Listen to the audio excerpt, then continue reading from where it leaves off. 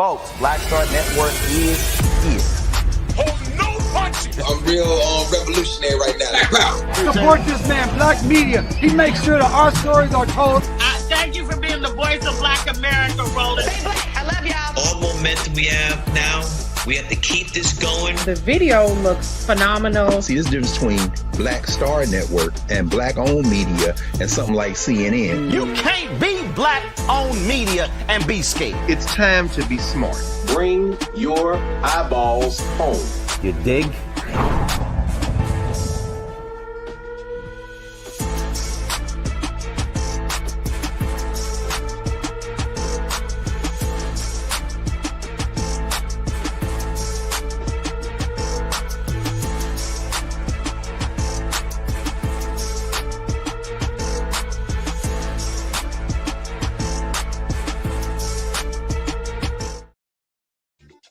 Today's Monday, February 23rd, 2026, coming up on Roland Martin Unfiltered, streaming live on the Black Star Network. A Georgia community is mourning the loss of a beloved teacher, a Black woman who was killed in a car crash during a federal immigration enforcement pursuit. California Governor Gavin Newsom says to an audience in Atlanta that he's just like them because he can't read and how he scored his SAT. A lot of people are assuming he was talking to a room full of Black people and that he was insulting them. No, he wasn't, and I will explain. Following the Supreme Court's ruling against Trump's tariffs, Senate Democratic leaders have proposed a new bill requiring those funds to be repaid. Ohio Governor Mike DeWine all of a sudden criticizes the Trump administration's attempt to end a temporary protected status for Haitian immigrants. But why was he so quiet about this earlier? Also, a Black mother in Michigan calls out cops for what she called the execution-style murder of her son. And we continue on the life and legacy of Reverend Jesse Jackson Sr. Tonight, we'll talk to talk show host Gary Flowers, who, of course, spent years working at Rainbow Push. It's time to bring the funk on Roland Martin Unfiltered on the Black Star Network. Let's go. He's got whatever the miss, he's on it. Whatever it is, he's got the scoop, the fact, the find. And when it breaks, he's right on time and it's rolling. Best believe he's knowing. Putting it down from sports to news to politics. With entertainment just for kicks, he's rolling. It's on go, roll, y'all. It's rolling Martin, yeah. Rolling with rolling now. He's funk, he's fresh, he's real, the best, you know he's rolling Martin.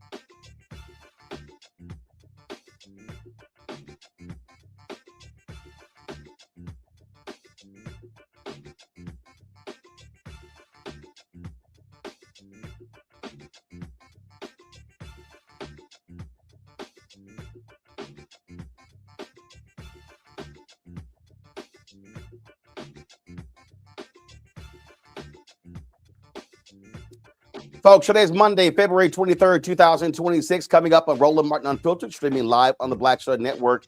A Georgia community is mourning the loss of a beloved black teacher. That black teacher, folks, was killed during a federal immigration ICE raid. We'll give you more details. A black mother in Michigan is saying that her son was killed execution style by Grand Rapids, Michigan police. We'll show you that video as well. California Governor Gavin Newsom getting lots of criticism over a remark he made to an audience in Atlanta dealing with his dyslexia and his SAT score. Well, people assume that because it was Atlanta, it was a black audience. It wasn't. People say it was a racist comment. I will explain why it wasn't. Finally, Supreme Court's ruling against Trump's tariffs. Senate Democratic leaders have proposed a new bill requiring those funds to be repaid. Ohio Governor Mike DeWine all of a sudden criticizes Donald Trump, the attempt to end temporary protected status for Haitian immigrants, and how it's going to hurt his state. But now you speak up. And we continue to honor the life and legacy of Reverend Jesse Jackson Sr. Tonight we'll talk to talk show host Gary Flowers, who spent a number of years working for Rainbow Push. It's time to bring the funk on Roland Martin Unfiltered on the Black Star Network. Let's go. He's got whatever the biz, he's on it. Whatever it is, he's got the scoop, the fact, the fine. And when it breaks, he's right on time and it's rolling. Best believe he's knowing. Putting it down from sports to news to politics. With entertainment just for kicks, he's rolling. It's on go, roll, y'all. It's Roland Martin, yeah. Rolling with Roland now. He's funk, he's fresh, he's real, the best, you know he's Roland Martin now.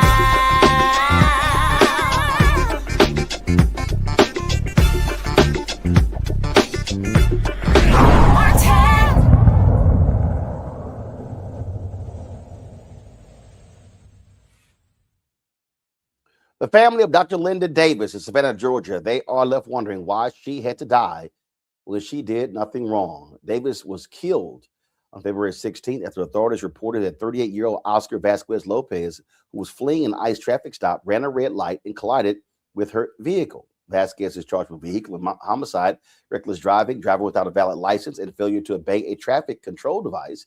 Now local leaders are questioning ICE enforcement tactics, highlighting that the Chatham County Police Department adheres to strict pursuit policies, suggesting that better coordination could have prevented this tragedy.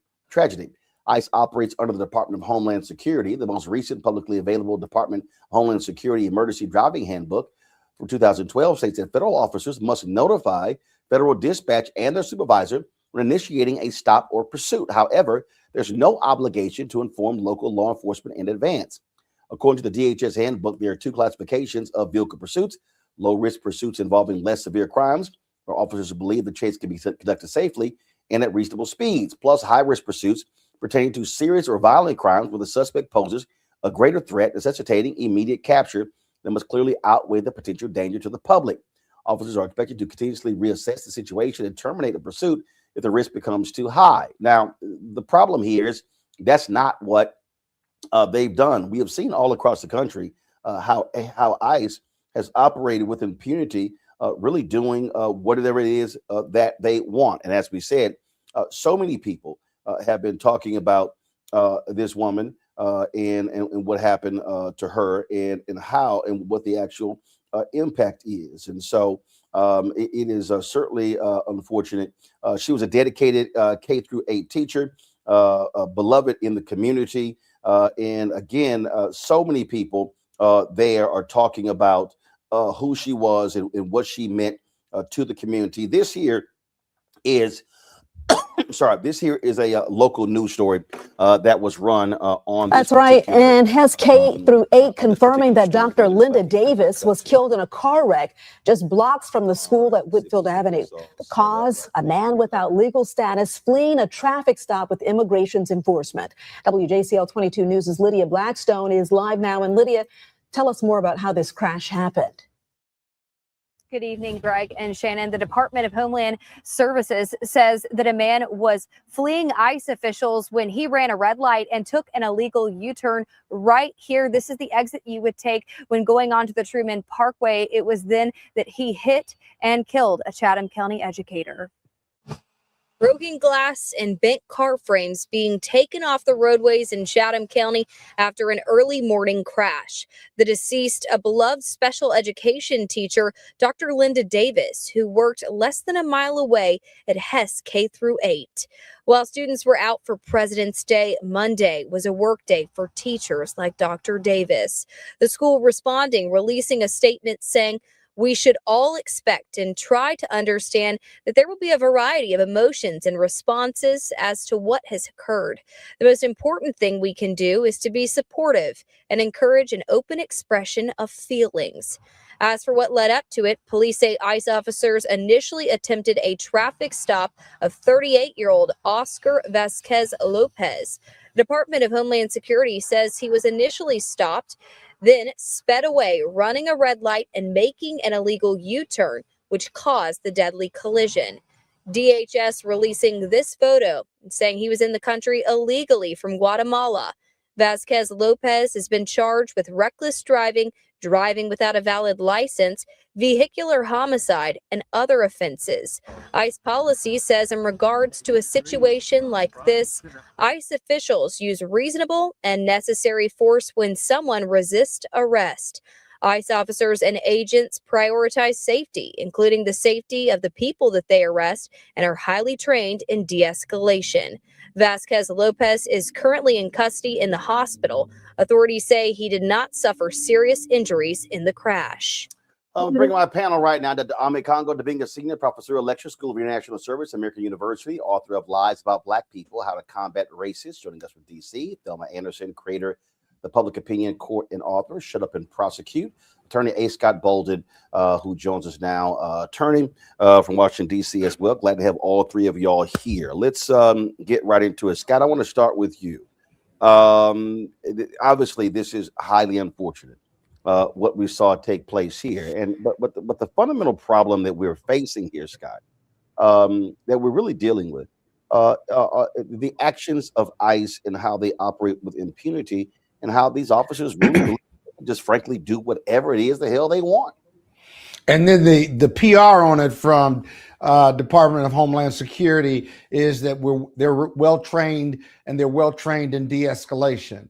Well, that's just complete bullshit, and we've seen it over and over again.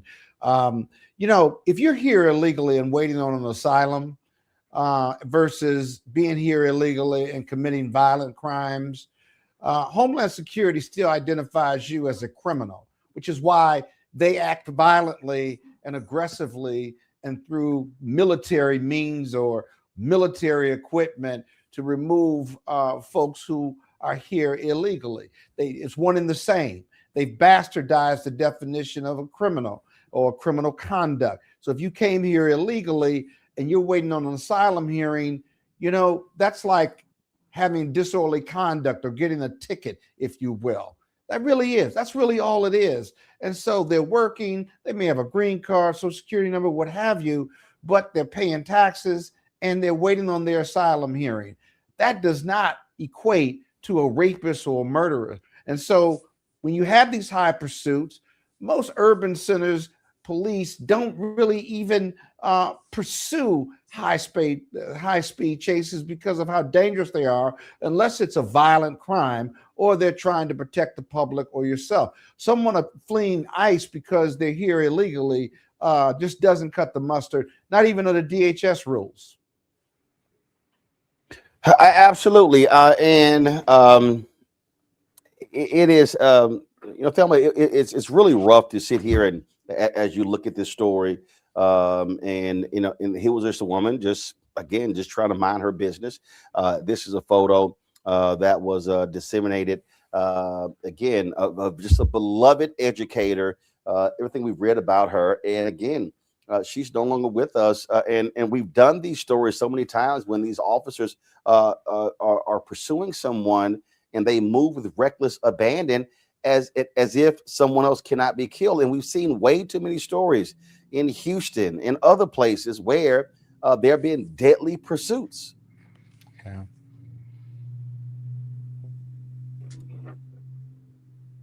Hold up. I think you're on mute. Let him go. I think you're on mute. I can't hear. But we All right, there we go. We got to start calling this particular stop what it is. It's a civil, it's not criminal. So therefore, they have no legal reason to commit a pursuit of an individual on a civil matter. Anything that is immigration related, when it comes to the status of an individual, that's a civil, not criminal matter. So you are turning a civil matter into a criminal matter by just continuing to commit an illegal act, because an average individual in the state would be considered committing an illegal act, which is pursuing someone that you do not have the legal authority to. ICE does not have the legal authority to pursue anyone in a vehicle, and especially put other individuals who are on the road in danger.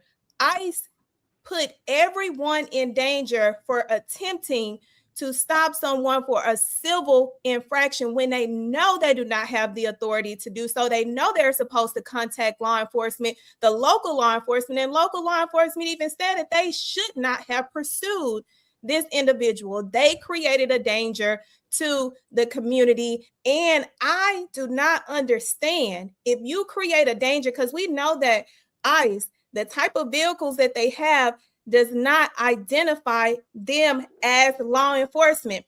These are rental vehicles because, one, they are not supposed to be in these communities at any point at this time because it's not a need. But for this reckless ass administration, putting these individuals who are dangerous to the community, showing up and trying to stop someone in an unmarked vehicle, when we know the law in every Supreme Court case would say that you got to make yourself known. You got to announce who you is. You have to have reasonable suspicion, probable cause in order to do anything law enforcement related when you were talking about approaching an individual. And to know that these fools don't even have the legal authority to stop anyone because you don't have that power, but they have been injected with this false sense of power. Now they are creating casualties everywhere they go. And in my opinion, they are the ones that should be charged for this crime because they committed the ultimate crime. Congo, the point that Thelma makes there is that it's civil, but the actions of these ICE folks, it's as if they are pursuing Osama bin Laden. Absolutely. And that's how they've labeled everybody who they pursue, whether we're talking about Renee Nicole Good or Alex Freddie, right? They called them a terrorist and a would-be assassin. And I'm very surprised that they haven't put out any language or rhetoric relating to Linda Davis about this. And quite honestly, Roland, the coverage of this is so appreciative because I haven't seen this on other networks. I've seen it on social media and other articles, but I haven't seen enough attention devoted to her life. And the fact of the matter is that ICE has been killing people across the country in the detention centers. Like over 30 people have died. A story just came out about a man named Ruben Ray Martinez, age 23 in Texas, who was shot and killed by ICE last year. And here you have a beloved teacher in her community, Linda Davis, whose name needs to be uplifted and her community needs to be uplifted, who is just gone. And this is also a reminder, unfortunately, to many Black people who said that this ICE stuff is not our problem. I saw a video of an arrest in Chicago where they were putting a Black man in a chokehold and one Black man yelled out, "Y'all only supposed to be arresting Mexicans." This stuff affects all of our communities, as in the extreme tragic events as Linda Davis, but also in some of the, extra effects that are in our communities as well. And we have to speak up. We have to tell her story. We have to tell the story of Keith Porter, who most people don't talk about, but we do here as well. This is an American issue and it's affecting Black people as well. And I'm afraid that there are other Linda Davises out there that we're not even knowing about right now because ICE is treating everybody, like you said, like they are bin Laden. And they feel like, and as Stephen Miller said, what was his language? You're unleashed. and JD Vance. You have absolute immunity, and that type of language is empowering these people to go and commit these acts. Indeed. All right, folks, hold tight 1 second. I got to go to a break. We come back. We're going to talk about this case out of Michigan, where a mother say police simply executed her son and then allowed a dog to maul him after he was shot in the back of the head. You're watching Roland Martin Unfiltered on the Black Star Network.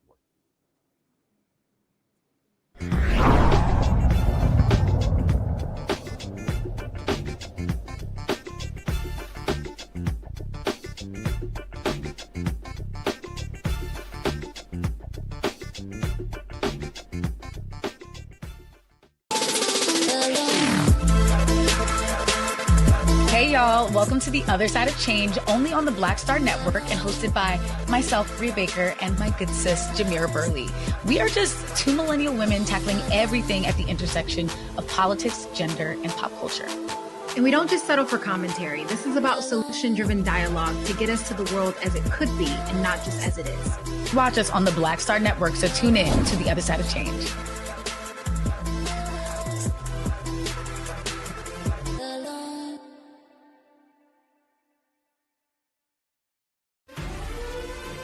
Violent white supremacy is, quote, the most persistent and lethal threat in the homeland. The greatest terrorist threat to the homeland is the homegrown violence stream, including hate crime committed on behalf of some kind of white supremacist ideology. They are coming after everything in Black America. MAGA and Donald Trump are specifically targeting Black America. They are going after the money. Attack Black Lives Matter. Attack critical race theory, attack woke, DEI. MAGA wants to defund Black America. This is a perfect example of their desire to completely degrade and de-emphasize Black people.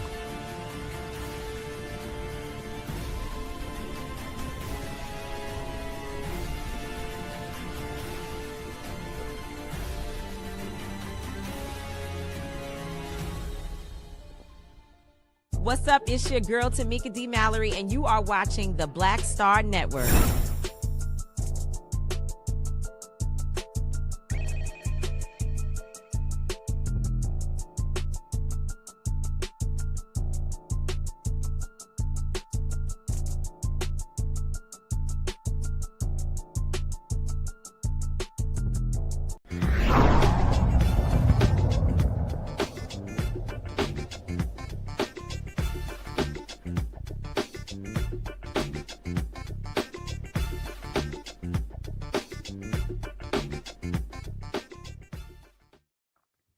Folks, this story out of Grand Rapids, Michigan really is a very difficult one. A mother there saying that her son was treated like Emmett Till. DeQuantre Johnson, 32 years old, he was handcuffed. And then was being bitten by a police dog. And then all of a sudden, shots are fired, and he's shot in the back of the head. This was a video that was posted on Twitter in his mother talking about what took place with her son. Watch and listen. If the trigger warning here, folks, if you need to turn away, please turn away before I go live to the video. But it really is a shocking video. Okay, I'm going to play it right now. They Emmett Till, my son. They grabbed the thing, he on his stomach, both hands behind his back. He's not. Oh my God. Oh my God. Oh man. They shot him in the back of the head. And while they had his hands tied behind, while they were all holding both his hands, they shot him in his hands. And that's only two of the shots.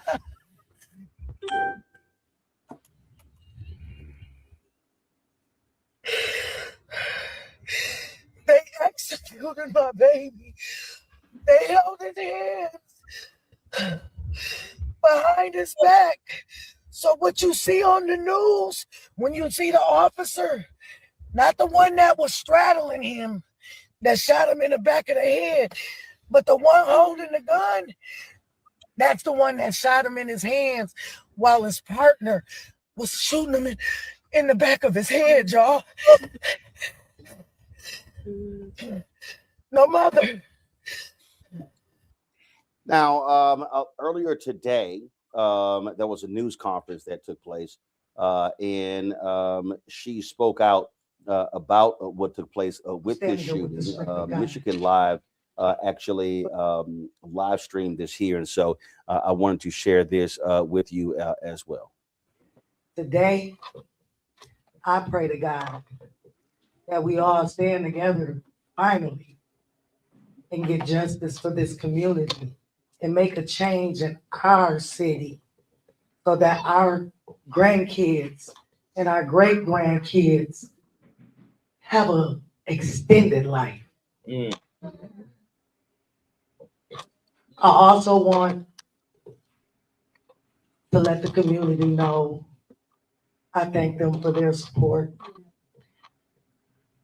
I do, however, want to reiterate that I do not condone any type of violence, not even to the officer who shot my son in the back of the head. Okay?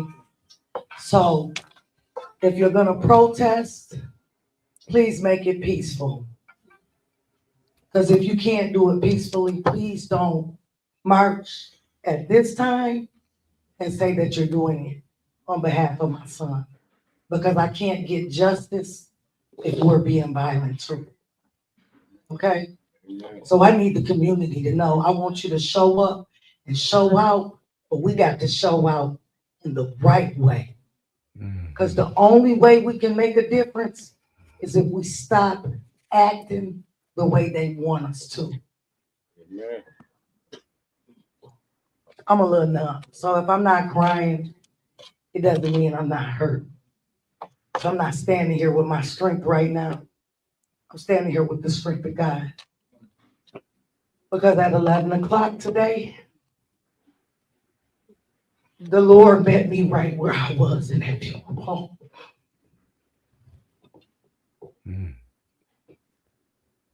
No mother. No mother should ever have to have the final memory. That's what I got today.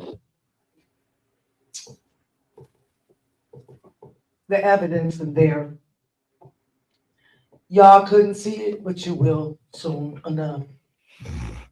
But my son was shot in the back of the head. He was mauled in the neck by a dog. And the way he was shot in his hands, you could tell that his hands were being held behind his back. To the police chief, I'm not mad at y'all.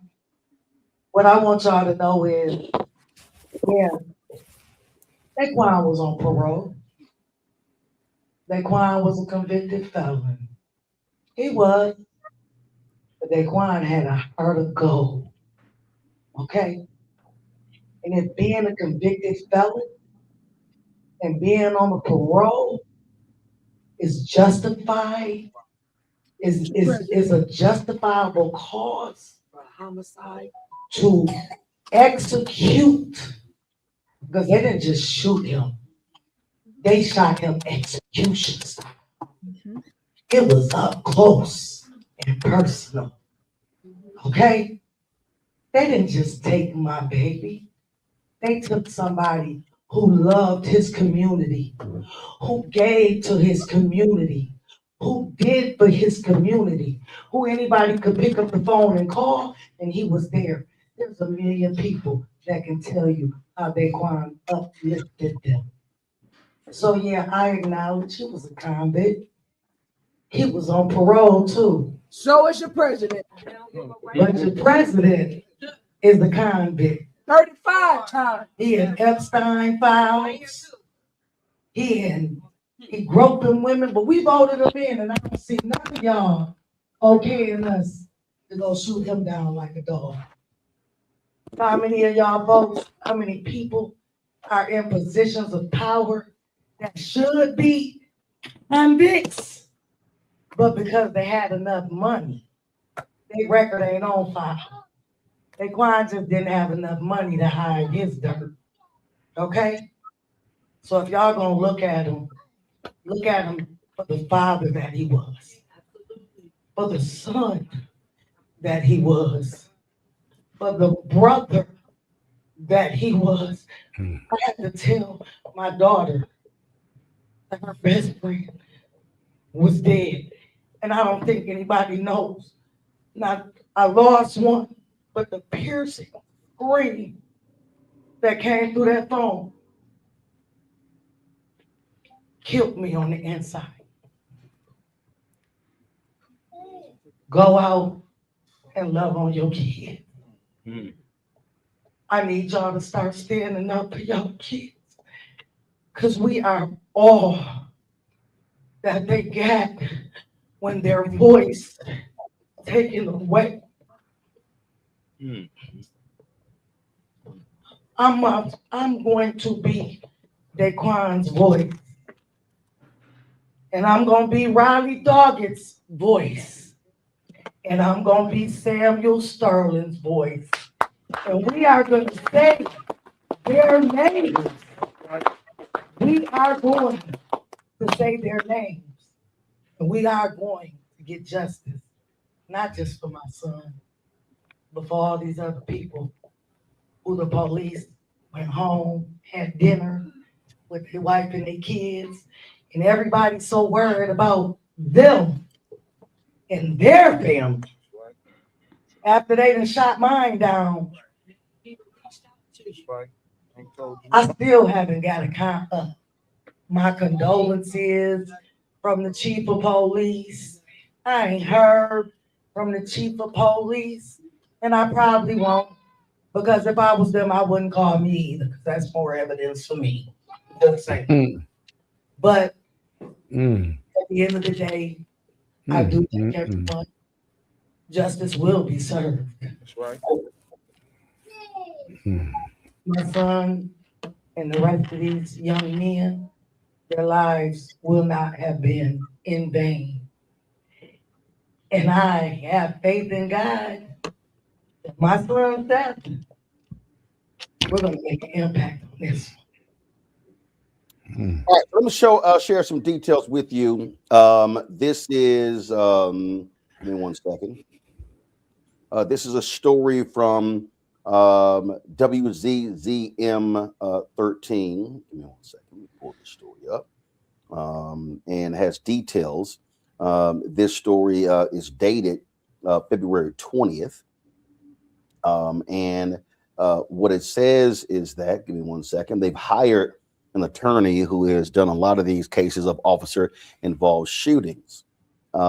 So apparently what happened was, it says the two officers who have not been identified were attempting to stop a man riding his bike in Southeast Grand Rapids Wednesday night, as they believed he was carrying a gun. It said Johnson was shot by GRPD officer Wednesday night and died from his injuries early Thursday morning. His family says he was a father with another baby on the way. They did release some of the video.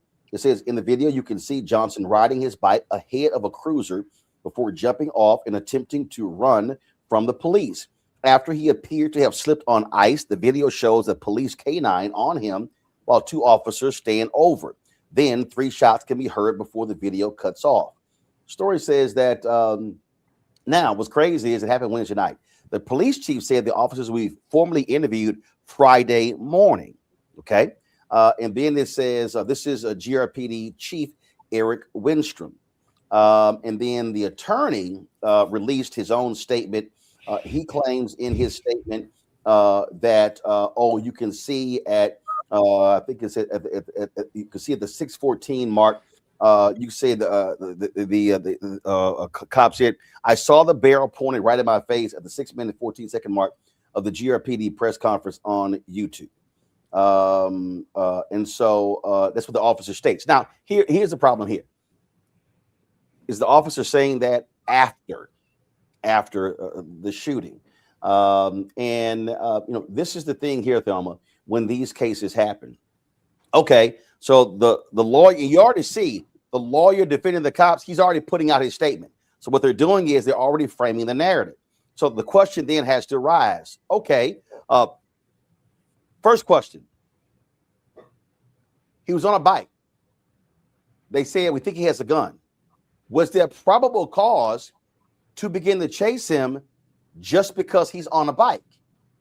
Did they see a weapon as they were driving? What's the basis of stopping somebody because you might think they have a gun? This particular issue, when I tell you, when I saw it instantly, can y'all hear me? Yeah, got you. Go ahead. When I saw this, it boiled my blood because he was stopped because he was Black, not because they assumed it was because he was Black. Nothing more, nothing less. And the one thing that I want to take people on is a breakdown of what the law is, because we have a new standard. Last year, and it surprised the hell out of me, the Supreme Court came back under Barnes v. Felix and stated that officers have to have more than just fear, because they like to use that fear word. That is the best, that is their favorite word. They know how to spell it, they know how to recite it, they know how to scream it, shout it, lie on it. And in Barnes v. Felix, it states that it has to be more than just pose the threat and more than just fear.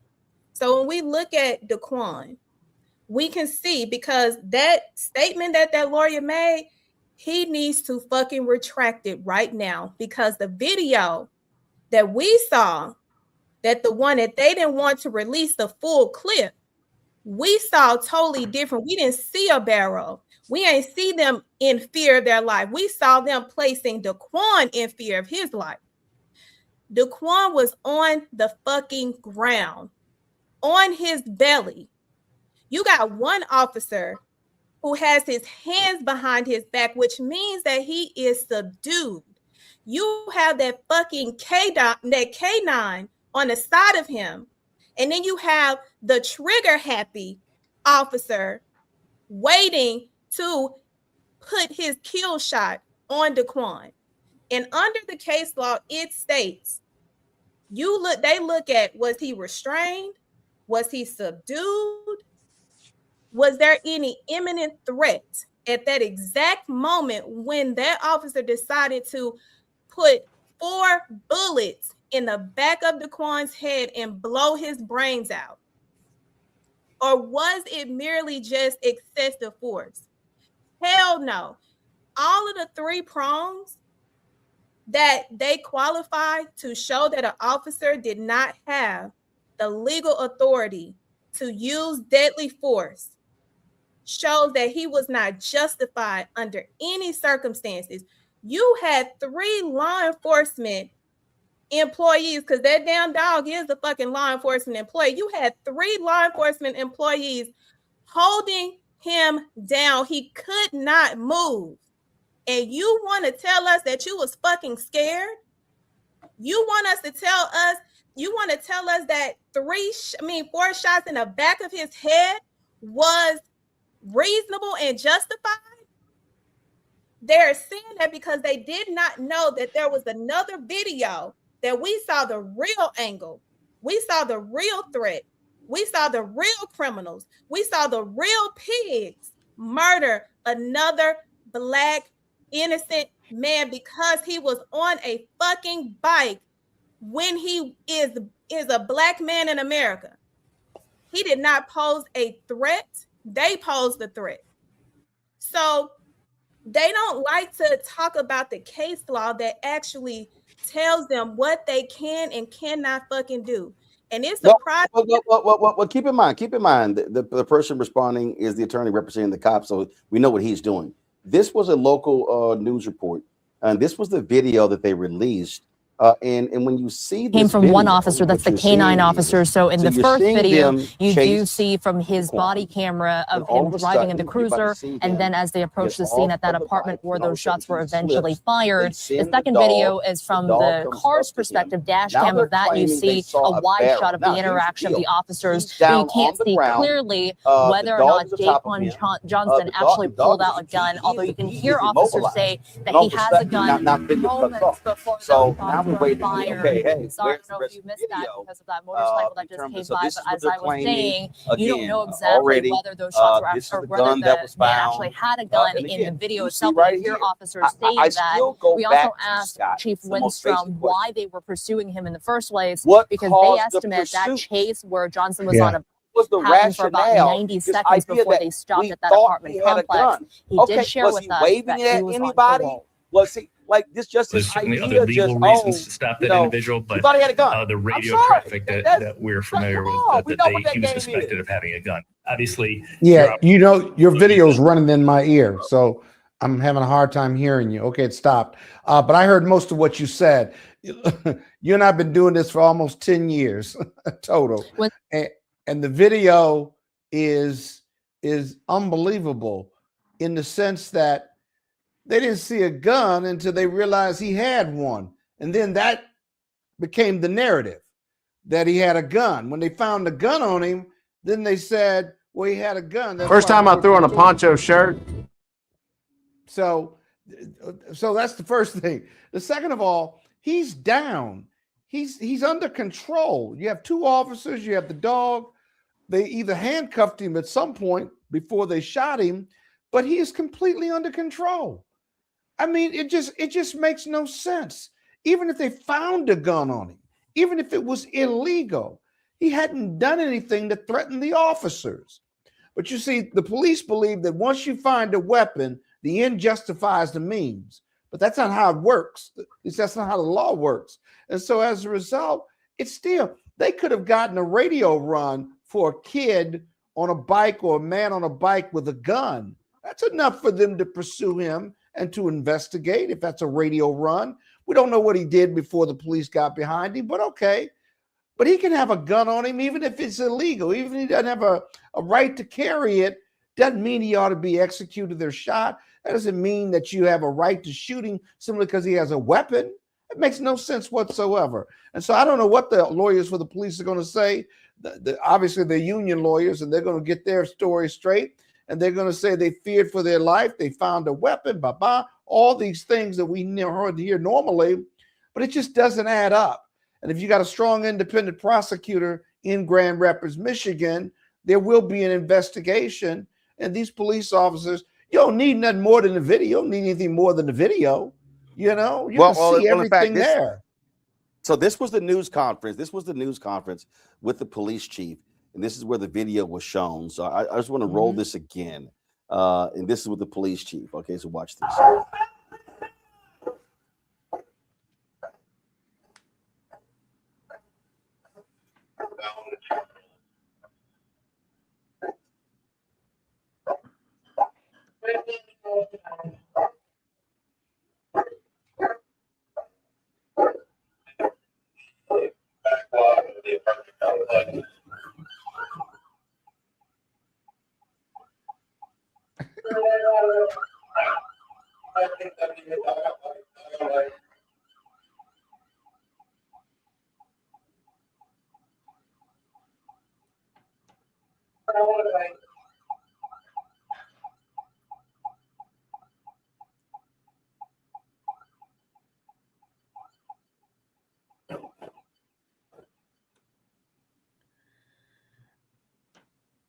So what? One more body worn camera video.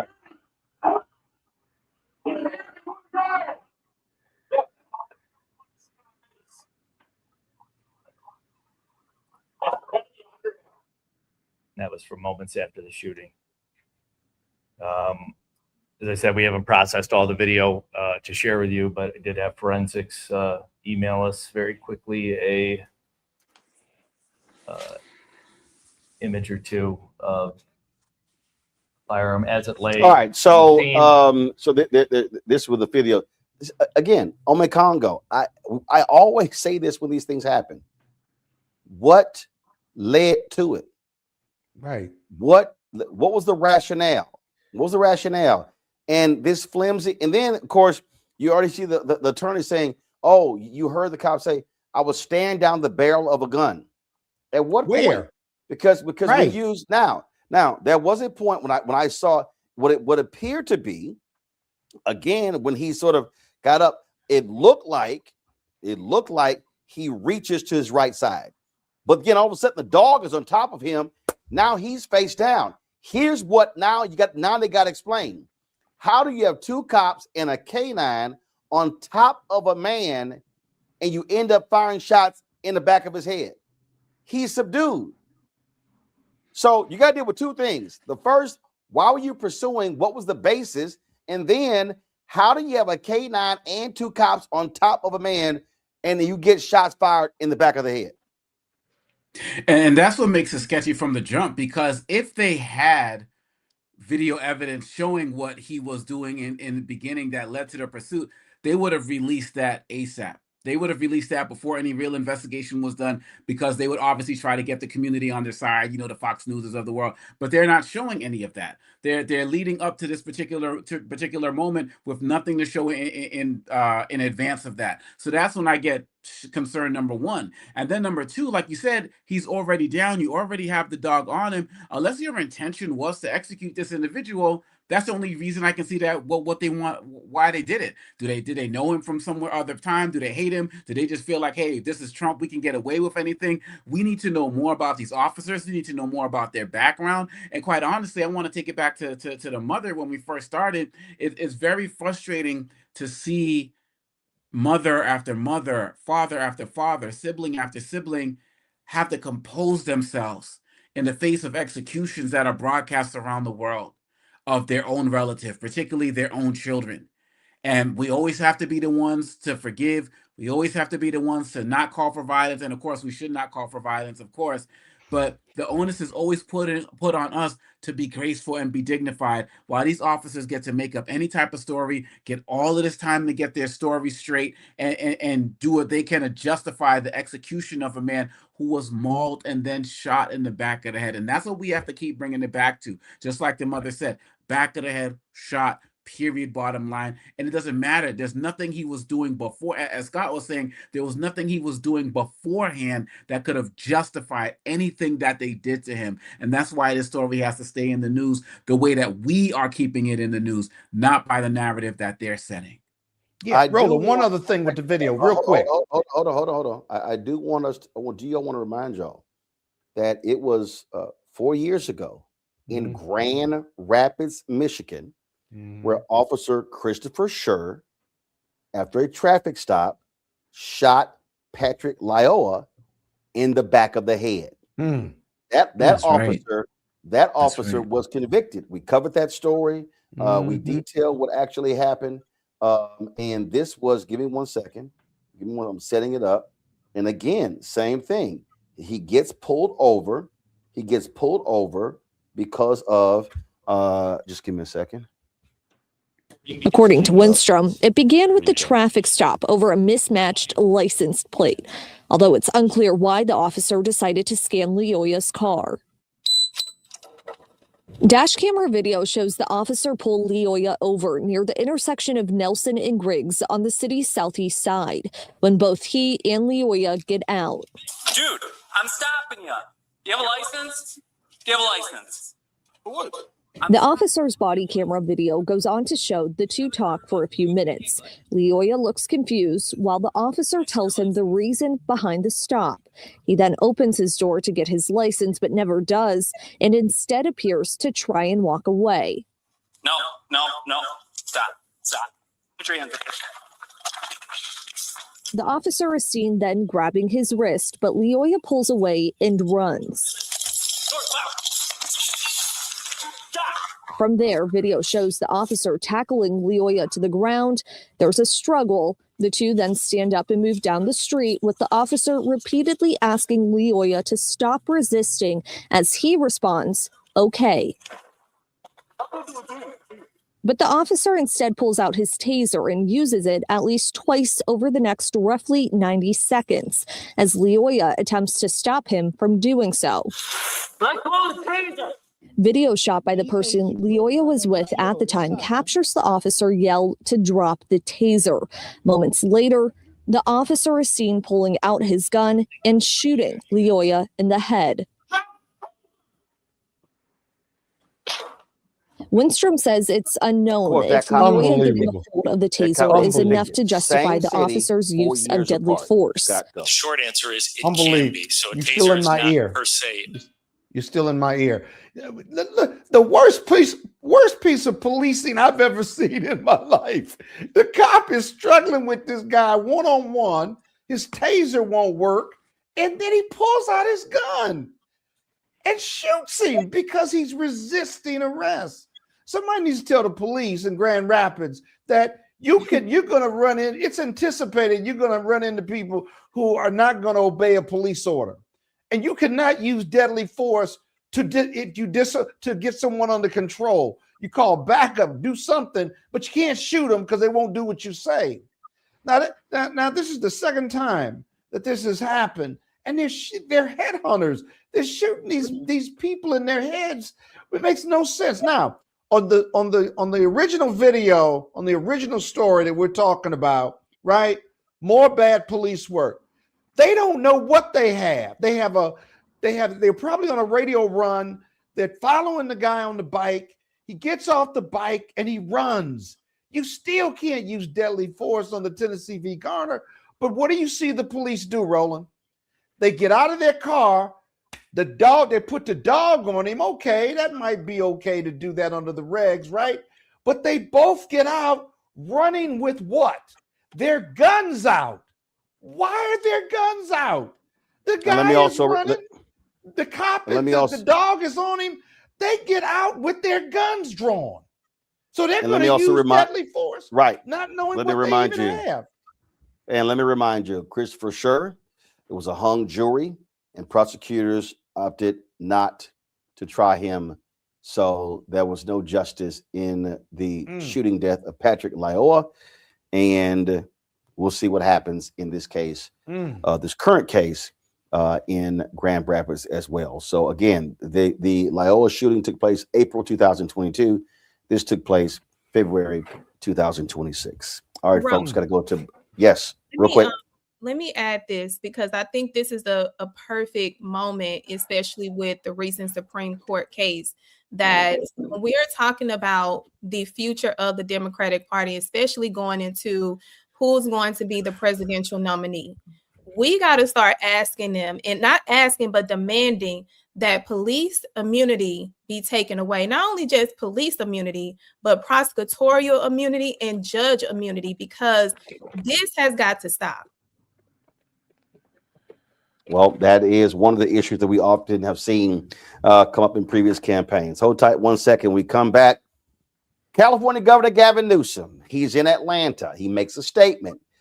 Folks in social media going crazy, say, oh my God, he was racist talking to black people. But was he talking to black people?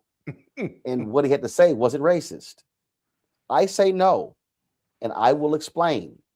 When we come back, Roland Martin Unfiltered on the Black Star Network. Support the work that we do. Join our Bring the Funk fan club. Hey, guys, this is real simple.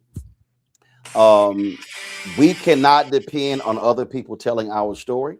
It's critically important that we support and invest in. We do not charge a subscription fee for you to get this content. We purposely make this content free and widely available on YouTube, on Facebook, on our app. But your support really is needed. Again, if 20,000 of our fans on an annual basis contribute $50 each, that's $4.19 a month, 13 cents a day. It raises $1 million. That helps you defray the cost of what we do. Listen, this is a 2-hour show. We've got Brittany Noble's daily noon show. We've got Balanced Living show. We've got of course a history show, the Black Table. We got the Other Side of Change. We've got a weekly health show. We've got Roland's Book Club. Y'all, that's 6 shows. We are producing more. Let me be real clear. We are producing this show and this network. We are producing more content on a daily and a weekly basis than any other Black-owned media company. Just straight up. The amount of content, interviews, and news that we're doing. And so, again, your support is needed. A lot of y'all are watching. A lot of y'all been watching. Y'all commenting in the chat, but you haven't supported us financially. Well, guess what? If you don't support us financially, ain't no show, and ain't no show for you to sit in and support. Hit the like button is great, but guess what? Those resources matter. What we do costs $195,000 a month. So the money that we raise defrays the cost of what we're able to generate through third-party advertising, our YouTube channel. Your donations are really that important. We've had 37,179 total donors since we launched September 4th, 2018, and you should be one of the folks to get your name on that list, which we run every Friday. So you want to support us via Cash App, use the Stripe QR code. All you got to do is click the Cash App Pay button to contribute. You can also use this for credit cards, checks and money order. Make it payable to Roland Martin Unfiltered, P.O. Box 57196, Washington, D.C., 20037-0196. PayPal's R Martin Unfiltered, Venmo RM Unfiltered, Zelle Roland at RolandSMartin.com, Roland at RolandMartinUnfiltered.com. We'll be right back.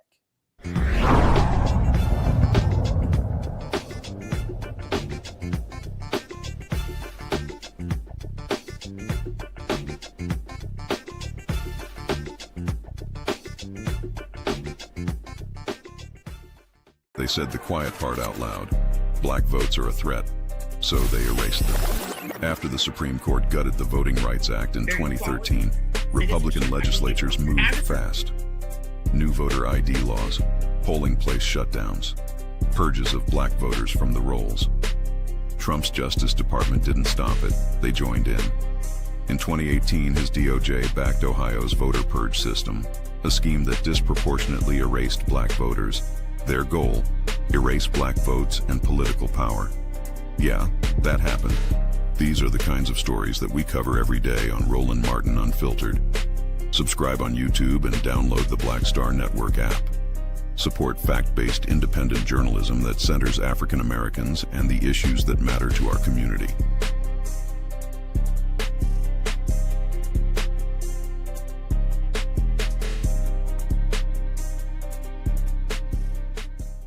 If in this country right now, you have people get up in the morning and the only thing they can think about is how many people they can hurt, and they got the power, that's the time for mourning.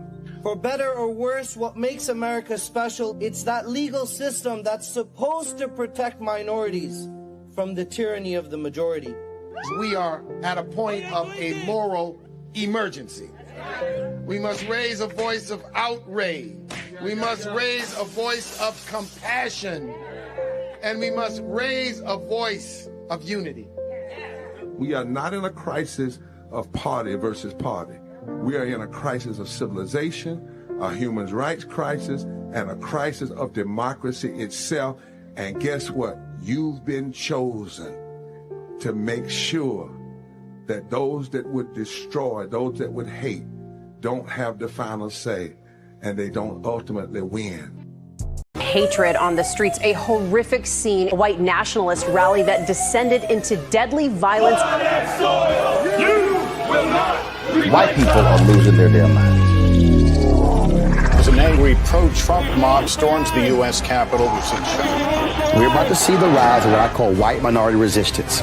We have seen white folks in this country who simply cannot tolerate black folks voting. I think what we're seeing is the inevitable result of violent denial. This is part of American history. Every time that people of color have made progress, whether real or symbolic, there has been what Carol Anderson at Emory University calls white rage as a backlash. This is the rise of the Proud Boys and the Boogaloo Boys. America, there's going to be more of this. Here's all the Proud Boys, guys. This country is getting increasingly racist in its behaviors and its attitudes because of the fear of white people. The fear that they're taking our jobs, they're taking our resources, they're taking our women. This is white fear.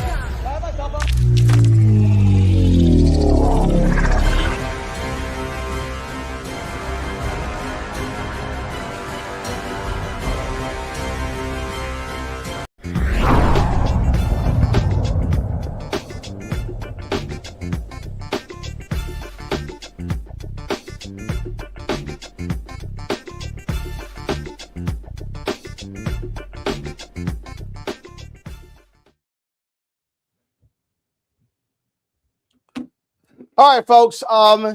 Whenever I see a social media clip, something that everybody's commenting on, one of the first things I do is play it again. Then play it again to ensure I heard what I said. And then I want to hear the context of what was being said. So when I saw this clip about a comment that California Governor Gavin Newsom made during a fireside chat with the mayor of Atlanta, I went, what did he say? And I'll play it again. Well, that clip, oh my God, he is facing massive criticism. After telling an audience, and see, here's the problem. Here's the problem. The assumption is that because he was in Atlanta and because he was sitting with Mayor Andre Dickens, it's a black audience. Who was it? Everybody keeps saying that. Reporters and producers and people on social media say he was telling a black audience in Atlanta that he's just like them because he scored low on the SAT and he can't read. That's the assumption people made. So we're going to play the clip. Here you go. I'm not trying to impress you. I'm just trying to impress upon you. I'm like you. I'm no better than you. I'm a 960 SAT guy. and I'm not trying to offend anyone, trying to act all there if you got 940. But literally a 960 SAT guy. I cannot, you've never seen me read a speech because I cannot read a speech. Maybe the wrong business to be in. Okay. Play it again, and I want y'all to listen. I'm not trying to impress you. I'm just trying to impress upon you. I'm like you. I'm no better than you. I'm a 960 SAT guy. and I'm not trying to offend anyone, trying to act all there if you got 940. But literally a 960 SAT guy.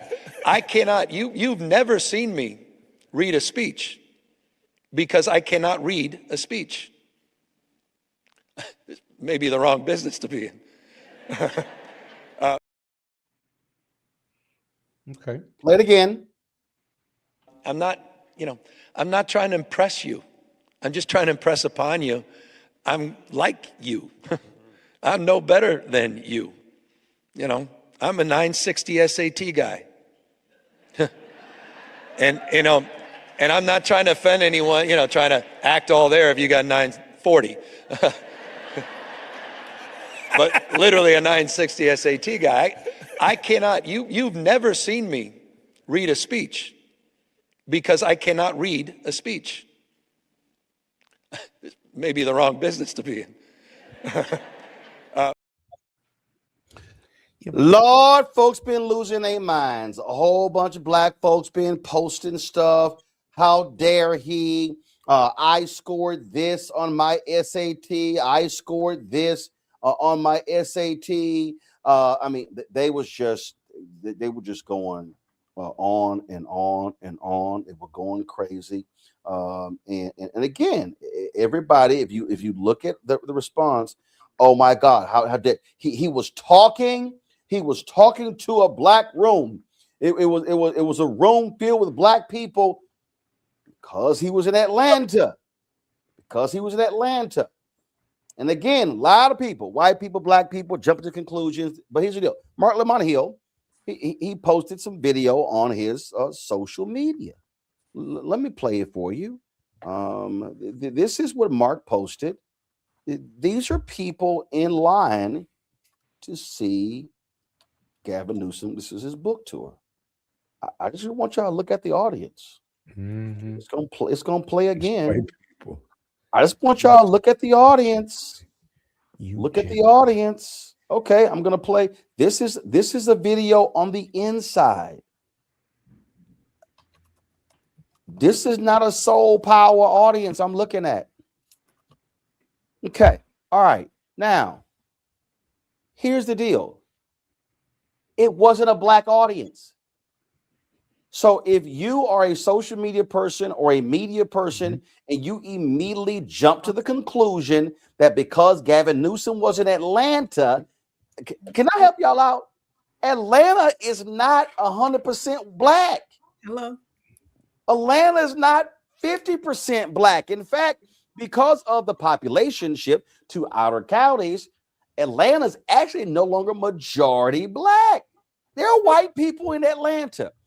But this is the problem with people in their media. So they just automatically assume, oh, black audience, Newsom made a comment, he was talking to black people. Now, if you actually dissect what he says, what he was saying was, I am no better than anybody else here. I didn't do a 1600 on my SAT. I'm dyslexic. I remind people that was a storyline in the Cosby Show. Bill Cosby's actual son, Ennis, was dyslexic, and that became a thing on the Cosby Show. Theo Huxtable talked about dyslexia. So here's the piece. So when he says, I'm just like everybody else, he wasn't being demeaning, saying, guess what? I'm dumb just like y'all dumb. I can't read like y'all can't read. The problem, all these people who are responding, and I've seen, oh my God, black folks, progressive, white folks, even some on the right. Now, the crazy thing is, I've seen some white conservatives go, that's not what Newsom said. People say, man, I disagree with Newsom on everything, but that's not what he said. Y'all, nuance matters.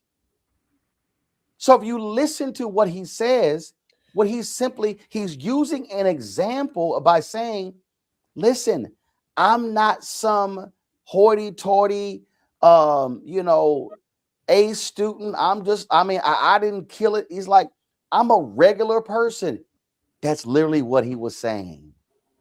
But this is what happens, though. So the mistake is for people to automatically assume he was talking to a room full of black people. So I'll just give an example. Imagine if I was giving a speech in Des Moines, Iowa, and I have the NAACP Freedom Fund dinner. So let's say I gave a speech and someone says, oh my God, did you what Roland Martin said to that nearly all white audience? Well, if you never see the audience, there are no pictures or video, then you don't actually know who I was talking to. Context matters. If you heard me make some comments about black men, oh my God, did you hear what Roland Martin said about black men? Was I talking to a room full of black men? Was I talking to a room full of black women? The reality is, when people speak, you are also tailoring messaging to the room. This silly, stupid story is a perfect example of folk making assumptions, and they made racial assumptions in what he had to say, but they made racial assumptions of who was in the room, and all the folk who did look like fools because they were wrong. Congo, this is just stupid. Yeah, this was one that when I saw it, I said, I need to wait before commenting on this, because people can talk about a lot of issues with Gavin Newsom, but even though I couldn't really see him doing something like that or saying something like that in front of a bunch of black people, I think the implications, he would know better. But I was like, let me wait and see. I think also it's like, is black people playing on our own assumptions and stereotypes about ourselves, right? Because for us to automatically assume that because those comments were made, he was in front of a black audience talking about lack of intelligence and the like, that kind of plays to like what I wrote about in my Lies About Black People book in terms of the stereotypes that we tell ourselves. So I think that's problematic. And thirdly, you're absolutely right about how in this media age, the inability to fact check and the inability to actually do research so many people are rushing and they want to be rushed rather than be right. And that is a real big problem. And of course, you got AI and deep fakes and all of that other type of stuff out there as well. But this is just like basic journalism 101 as it relates to the research. People can talk about the comments, whether they're inappropriate, but to say that it was all black people and you ain't seen who was there, that's a problem. And so I think this is a good opportunity for a relatively light example, given all the other stuff that's going on, for all of us who are in this space to do a little bit of a reset in and how we process information, how quick we are to share information, and how quick many of us are to not do our fact checks. I think this is a great example of that, and the way you're breaking it down and what Mark Lamont Hill did as well is extremely necessary, and more of us need to be doing that before we jump to conclusions. Oh, absolutely. Thelma, I'm going to pull up this tweet here. This is hilarious. Give me a second. Don't tell me it's Disney. No. This is hilarious. So let's see here. Do I have it ready? I think I do. So Sean Hannity goes, Gavin Newsom thinks a 960 SAT makes him like Black Americans. Let that sink in. Well, Gavin Newsom did not waste any time responding back. He said, you didn't give a shit about the president of the United States of America posting an ape video of President Obama or calling African nations shitholes, but you're going to call me racist for talking about my lifelong struggle with dyslexia? Spare me your fake fucking outrage, Sean. Well, Roland, you should hear. Hold on. No, hold on, Scott. That was for Thelma. Hold on, Scott. Hold on. That was for Thelma. One thing about Gavin is he's going to clear it every fucking time.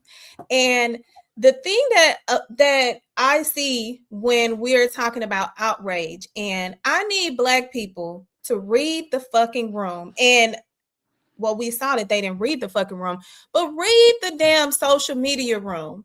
If the people in the fucking room, I'm talking about the big people that was in the fucking room, did not come out and say a goddamn thing about what he said, why are you letting MAGA and its bots rile you up? We're sitting, this man was sitting on stage. Y'all are mad that he's talking about his mediocre test scores. Yes, a white man being mediocre is normal in this country. He's telling you about a disorder that is authentic because it's relatable to other individuals who struggle. Everybody is not the brightest bulb in the fucking ceiling. You don't have to, he literally is telling you, you do not have to have the best test score to be a governor or hell, to be the fucking president. We all have struggles. We all can relate to each other in some way, shape, form, or fashion. Everybody is not going to be at the top. So prepare yourself based off of where you are, and you can too get to wherever your heart desires. But for the Black people to allow these bots and these MAGA conspiracy theorists to come out here and play in y'all fucking face, when we need to be sticking to the fucking script and making sure that we are putting belted ass in these fucking elections. We do not need to be distracted by something that does not even exist. This outrage should not be a fucking outrage. Nuance in context is kind of important, Scott. Yeah, but you should see the texts I'm getting while I'm doing your show from people with law degrees, MBAs, who are following this narrative that Newsom, people you and I know that are following this narrative. You know, I'm texting them saying, watch Roland Martin show right now. Watch it right now. It was a white audience. When he said you, he was talking to an audience full of white people, and he was using the euphemism you generally, not you individually, not you Black people, not even you white people, that you, I'm like you, the common man. I'm no brilliant scientist or neurologist of some kind. My goodness, I got that part. Now, but look at the racial dynamic, though, because it's in Atlanta. Had he said that to a room full of Black children, okay, I'd get your outrage. If he said it in front of Black people, Yeah, I'd get your outrage, but I still think you were ignorant, because in the context of that interview, in what he was saying that he was no better than you, no better than the average American or the average voter. And he struggled with dyslexia. My goodness gracious. But you see, social media, there's no filter, and there's not a whole lot of intelligence either. So hopefully you got a couple more views from your I mean, I just think, friends. again, They're people with degrees are putting it out there. That's the danger of it. It's because, and again, this is the mistake. It's because they're like, oh, Gavin Newsom was in Atlanta, had to be a room full of black people. No, it was a room full of white people. It was mostly white. Now, maybe what y'all should be asking is, damn, Gavin Newsom on a book tour and goes to Atlanta, and damn near nobody black was there. That's a different story. Exactly. But also, when a person, this is the problem that people, when a person is talking, again, a person can say something like, hey, man, I ain't no better than y'all. I'm not no better than y'all. Right. That's not like, y'all, I made a 960, so y'all did too. No, it's a statement. Again, it drives me crazy when folk don't want to deal with nuance and context and allow people to have a conversation. That to me is just utterly insane. And here's also the knee jerk. The knee jerk is, well, I need to throw my credentials to say I'm not one of them. That's true. And let me be as real clear as possible. I don't give a shit if you made a 1,500 or 1,400 or 1,200 or 1080. I really don't. Because you know what? Here's what I know. All I know is this here. I know I didn't make a damn 1,000 SAT. I know I ain't make 960. You know why? Because I didn't give a shit about that test. I was already, let me be real clear, y'all. I didn't give a damn about the SAT because I was already admitted to college. I was in the top 10%. Yo, I was like the night before, I was kicking it, listening to music. I was like, all right, let me go ahead and just sign my name. Yo, I want to take a nap that early damn morning on a Saturday. It didn't mean nothing. And you know what? I'm just gonna be real sorry, okay? And listen, I know some people gotten all upset, but I really don't care. The bottom line is this here. There are some fields that you go in and you're gonna need all that stuff, but there's some other stuff you're not gonna need it. You know when I graduated? December 1991. When I sat on that floor, it was a whole bunch of people to my left and a whole bunch of people to my right and a whole bunch of people in front of me and a whole bunch of people behind me who did not have a job. And I remember, because it was a huge graduating class, I walked across the street to the Memorial Student Center at Texas A&M. My brother was like, man, where you going? Because he graduated the year before. I was like, man, I'm going to get a newspaper. I said, hell, we're going to be here a while. And I went and bought a USA Today. On the cover of the USA Today business section was a story on how difficult it was for college graduates to get jobs. And my black ass was sitting right there reading that paper like, I ain't got that problem because I had my job for a whole damn month. And you know what? In the first year and a half of my career, I got promoted 3 times. My lifelong dreams in my career, I achieved by the time I was 29. Guess what? That SAT score and a damn GPA in college didn't have shit to do with none of that. So folk just need to go ahead and just cut this nonsense. Y'all, it wasn't a hit on black people. Because the only black person who was in the room really was Mayor Andre. We wasn't even in the room. He was talking to white people. So you know what? This is white people's business. This is white people's business. So let white governor talking to a room full of white people. Ain't got nothing to do with us. So I just like, please, y'all, spare me all the little silly ass emotion because y'all get on my damn nerves. Somebody says, Roland, you're not impressed with 1,500 on the SAT because you didn't do it. Oh, let me be real clear, sports actuary. It's a whole bunch of people who got 1,500 on the SAT who not in 4 halls of fame. Hello, it's Mike. Close laptop. Truth. But you don't have anything against people who do get 1,500 no, and who practice academic excellence. I know you're not promoting that because no. Listen here clearly, very clearly.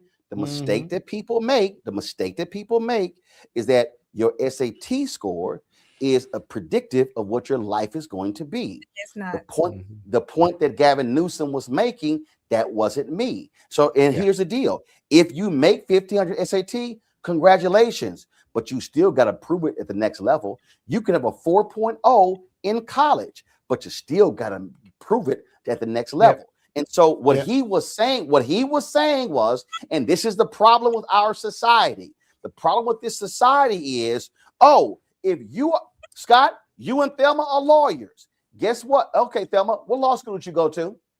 Thurgood Marshall School of Law. Texas Southern University. Scott, what law school did you go to? Howard University School of Law. Guess what? The American system is like, oh my God, they can't be considered for the Supreme Court, because look at the law schools that they went to. The elitism that exists in our society is real. Remember, that was a white woman who George W. Bush named to the Supreme Court, and they went, excuse me, she went to SMU? Oh my God, she went to SMU? No, in America, it's no. You have to go to Harvard, Yale, Columbia.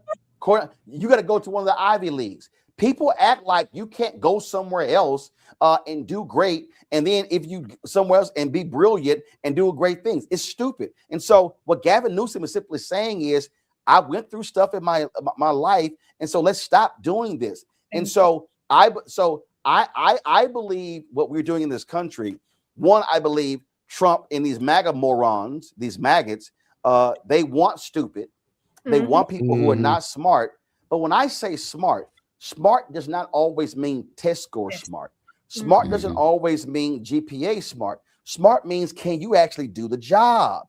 And that's the thing for me that is troubling when these things happen. So I just sit here and look at these morons who are just like, oh my God, they're making a big deal, and it's just on and on and on. I'm like, really, shut the hell up. Y'all gotta be quiet, because you're looking stupid, because you're making a massive racial assumption.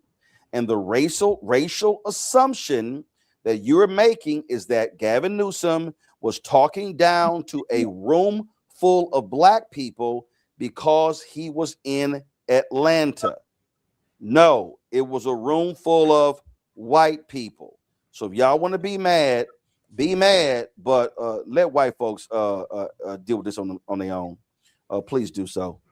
Scott, Scott, people still texting you? And Scott, feel free to tell people text you. Feel free to tell people. I'm texting them right back. These are people with MDs, LLMs. They work with big law firms, big medical practices, and they stressed out and miserable. And I'm texting them back, Roland, saying, stop putting this crap out there, man. It was a white audience. Look at the video. Do your research. Stop it. And then they bring up Fox News. Well, I saw it on Fox News. I said, hell, right there's your problem. Right there. There's your problem, there you go. black man. If your silly ass is sitting here posting something based upon Fox News, you deserve to be stuck on stupid. Exactly. I'm telling you.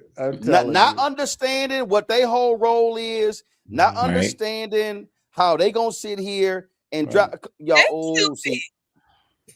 By the way, Roland, there are a lot of HBCU graduates from medical school and law schools that are in big corporate law firms like me that are heading up major academic healthcare research institutions.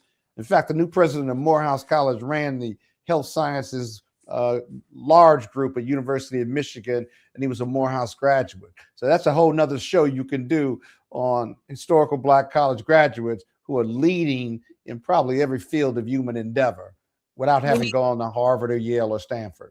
It's a fact. Yeah, but here's the thing, and we're gonna do a round of this, and Gary Flowers, hold on. Here's the thing I'm gonna need here's the thing I'm gonna need black people to also do. And I'm just being real clear with this one here. I ain't explaining shit to white people. Let me be as clear and blunt as I can. A lot of us want to, when these things happen, no, I'm going to explain to you my credentials. Let me tell y'all what a bunch of these races. Let's just take, like, you got these racists, these maggots, who call Judge Ketanji Brown Jackson a brilliant mind, right. DEI hire. Yeah. Black folks like, oh, she's done this. Y'all, you can have 10 degrees. Mm-hmm. You could get a degree from every Ivy League school. And these white racists gonna call you a DEI hire, because really what they want to call you is the N-word. Yep, that's right. Mm-hmm. You can score at the absolute highest, and you know what they're gonna say? You ain't earn it. DEI didn't earn it. You could sit here and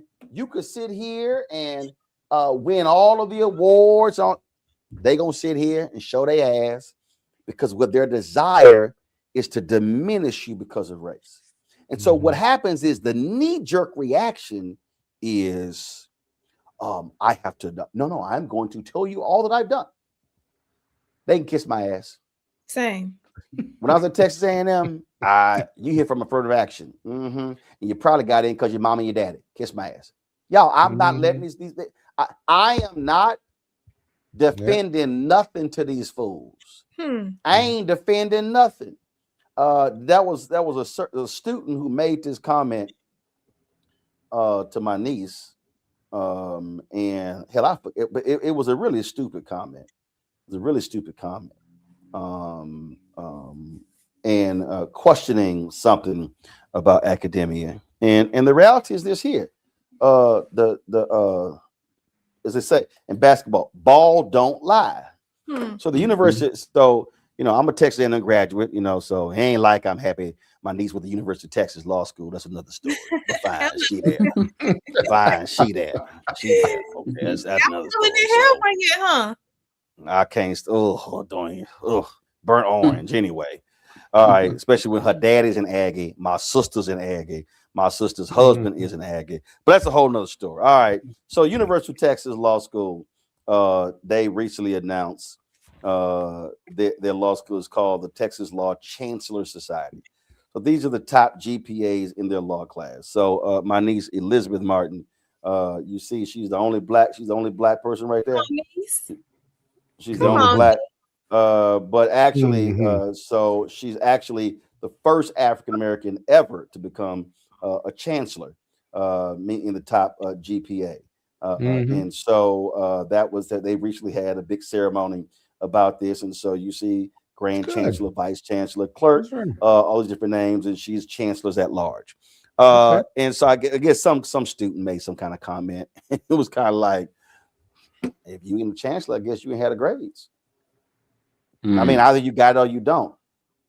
Again, I want every black person, whether it's my niece, whether it's family members, whether it's friends, whether people texting Scott, we do not have to justify our existence. Right. We do not have to explain where we went, what we did, how long we studied. I gave a commencement speech. Y'all go see it. Jackson State. And this is what I said to them. You belong in every room you enter. That's right. So I am not sitting here like listing this and this and this. If you want to question what I've done because I'm black, in the words of Della Reese from Hall of Nights, kiss my entire ass. Hello. I'm not gonna do it.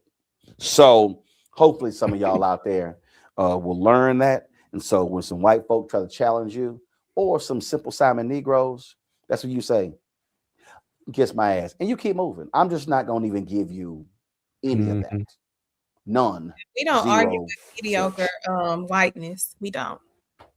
I'm not. I'm just like I don't care. You can be white, black, whatever. We're not having a conversation because I really don't care what you think. Yep. That's it. Ever. You take up too much energy being concerned Ever. about what people think, and that's a discount. Ever. I do not care what the hell they think. Ever. All right, let me go to a break. We come back. We're going to talk with Gary Flowers. Spent a lot of years at Rainbow Push working for Reverend Jesse Jackson Sr., sharing his thoughts and reflections on the loss of this brilliant brother. You're watching Roland Martin Unfiltered. Well, we don't give a shit what you think if you got something negative to say. On the Black Star Network. Back in a moment.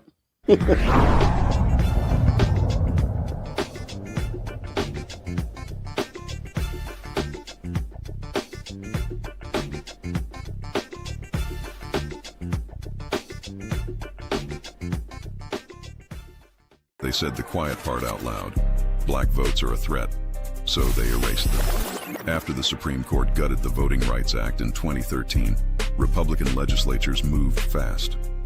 New voter ID laws, polling place shutdowns, purges of black voters from the rolls.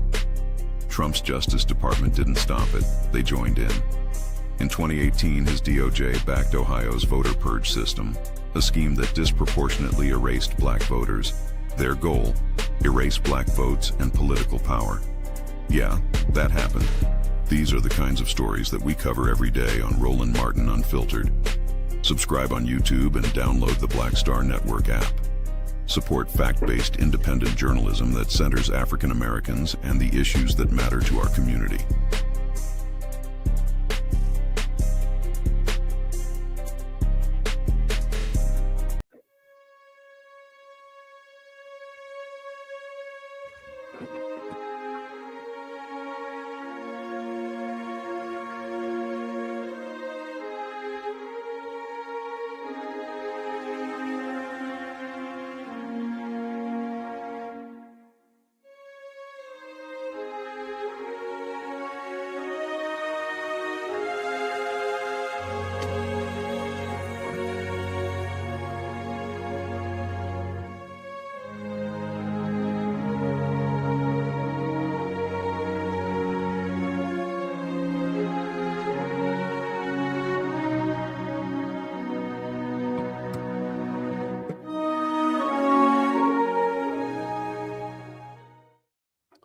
Folks, funeral services for Reverend Jesse Jackson Sr. will begin on Friday. He'll lie in state at Rainbow Push in Chicago. That will then lead to different events taking place in South Carolina, Washington, D.C., and then, of course, back to Chicago next week.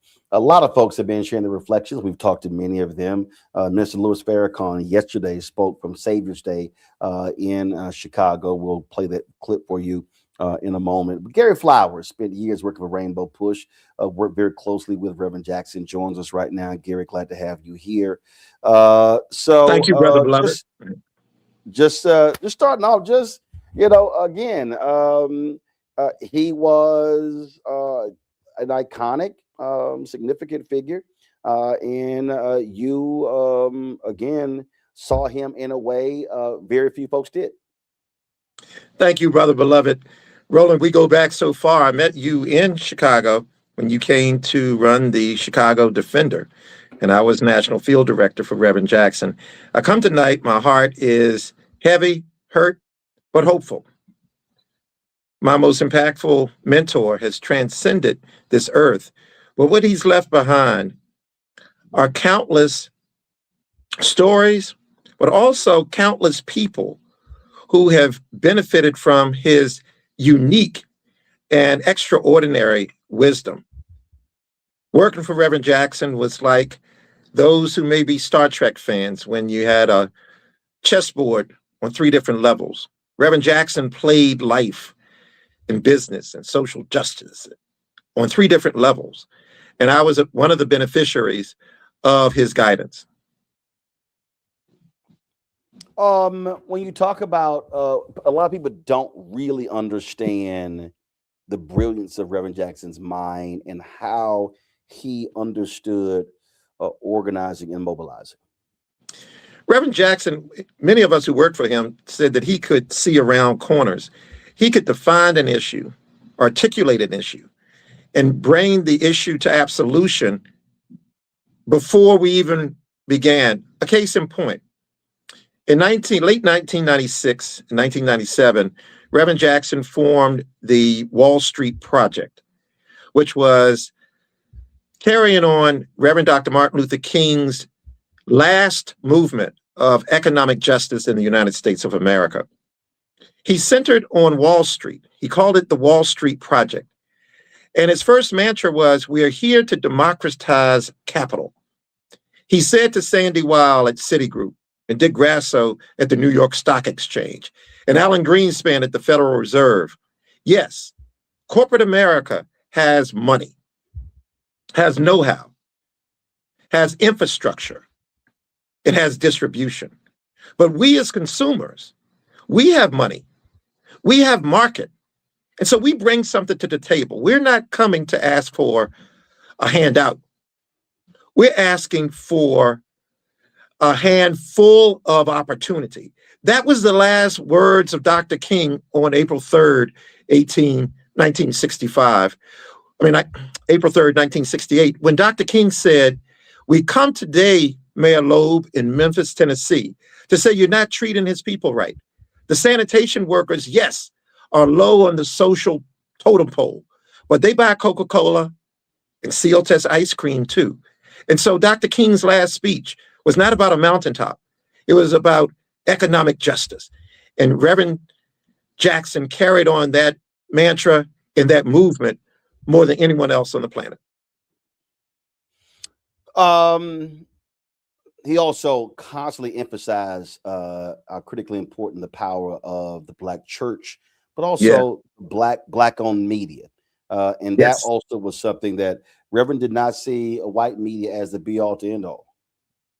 It's interesting because one of your colleagues, my homegirl and birthday mate, Hazel Trice Edney, who has a wire service now, tells the story that Reverend Jackson was taking the media to the back room for private interviews.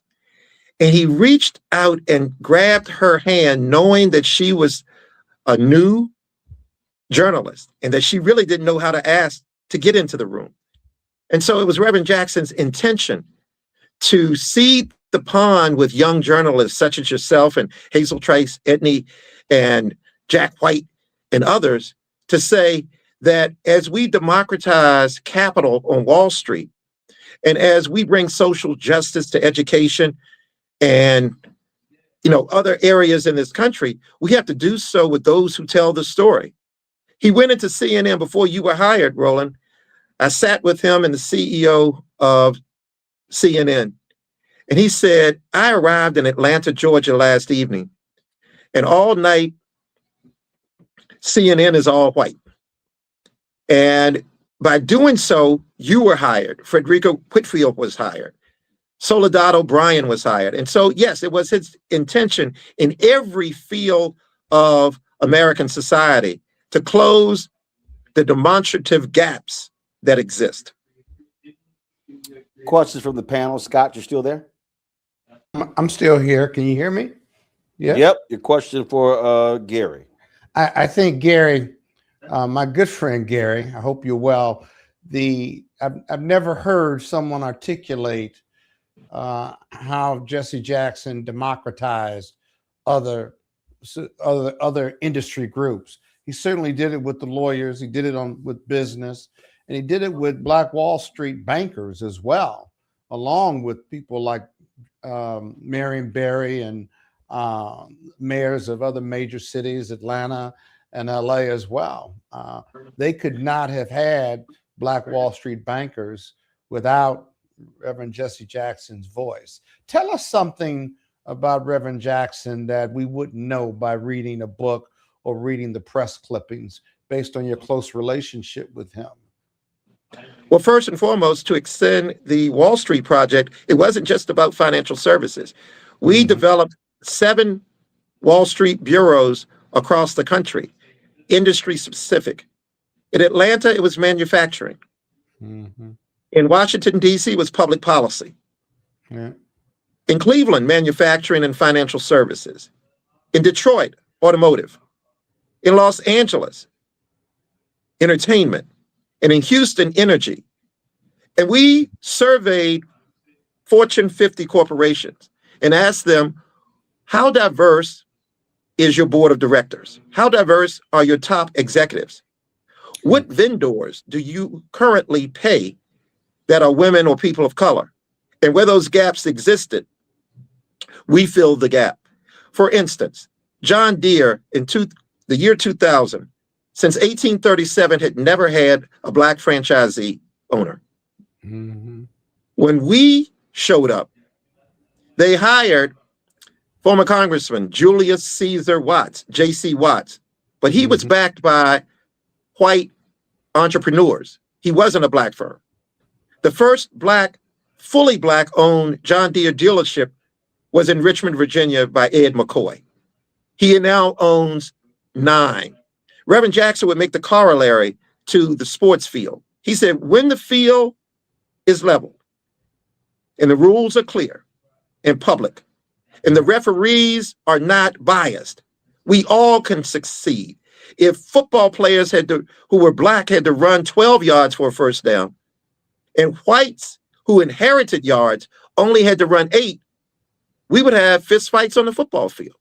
And so he equated that to American society. To your question of what might I share now that people don't know about Reverend Jackson, he was much more universalist than people give him credit.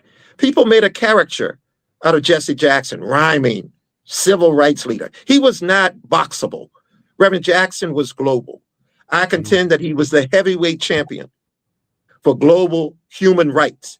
And when we landed in foreign countries, he was received as a prime minister with red carpets and bands and motorcades.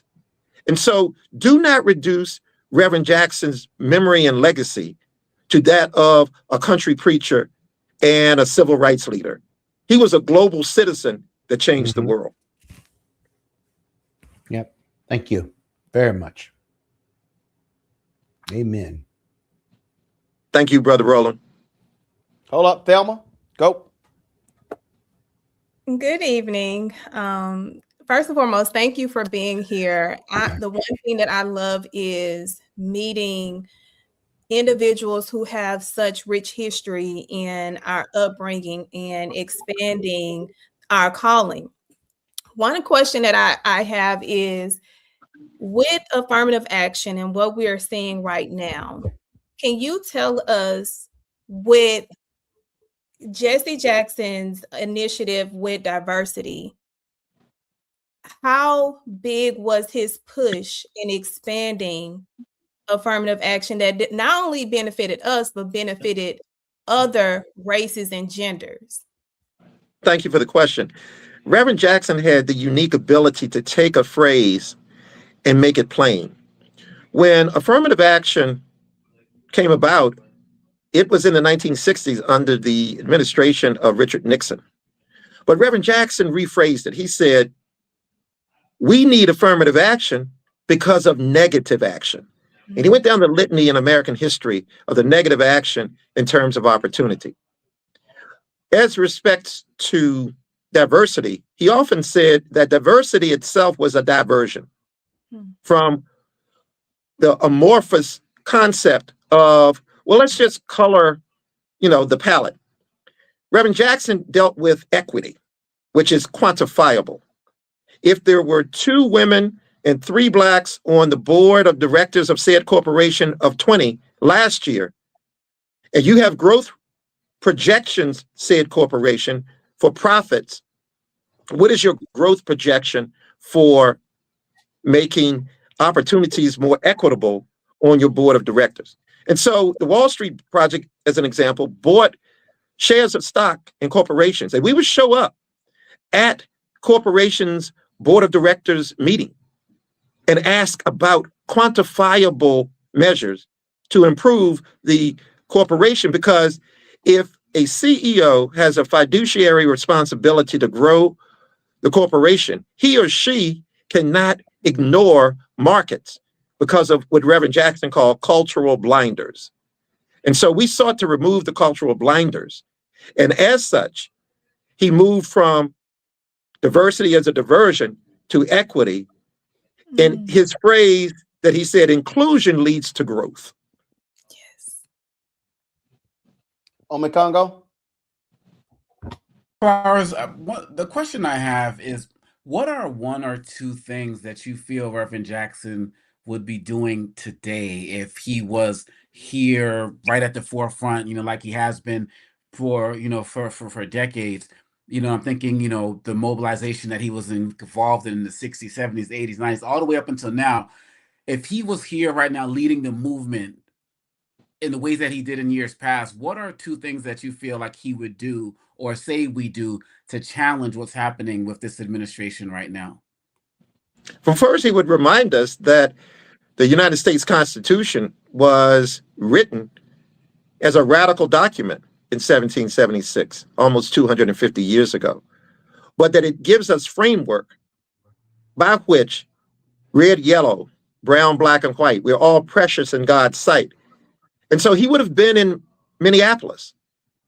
He would be in Washington today, challenging the occupier of the Oval Office to follow the Constitution and to expand it.